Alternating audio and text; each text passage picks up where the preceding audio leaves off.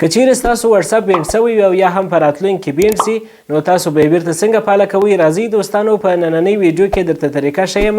تاسو ته به د موبایل سکرین پر پرده باندې ښکاره سي. دوستانو د هر څه نه مخکې به تاسو ګوګل کروم را خلاص کړئ او دلته به سرچ کې به ولیکئ APK چیرز. دا به سرچ کړئ. دا چې مو کله سرچ کړئ دغه اول ویب سایټ به تاسو ته راخلاصي apkcheers.com. دغه ویب سایټ باندې به تاسو کلیک وکړئ. دغه څخه وروسته به تاسو لاندې راسئ او دلته به واتساپ پیدا کړئ. واتساپ چې مو کله پیدا کړئ پر واتساپ باندې به کلیک وکړئ. دغه څخه وروسته به تاسو لاندې ولاړ شئ. دلته تاسو وګورئ لیکل شوي دي اپیل پر واتساپ اکاونټ ریویو. دلته دغه زرغون خط چې دغه لاندې کم خط لیکل شوی دی دا به تاسو ټوله کاپي کړئ.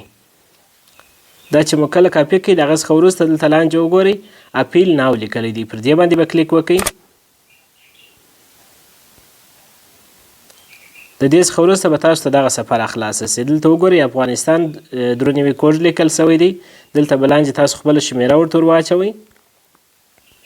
کله چې مو شمیره واچول دغه څخه وروسته دلته وګورئ لاندې ایمیل ادرس در څخه غواړي. تاسو به خپل ایمیل ادرس دلته ورکئ.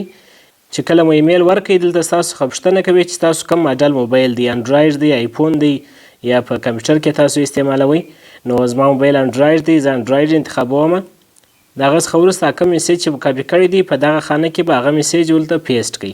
دا چې مو کله پیسټ کړئ دلته وګورئ دغه نیکسټ سټپ لیکلی دی. پر دې باندې به کلیک وکړئ.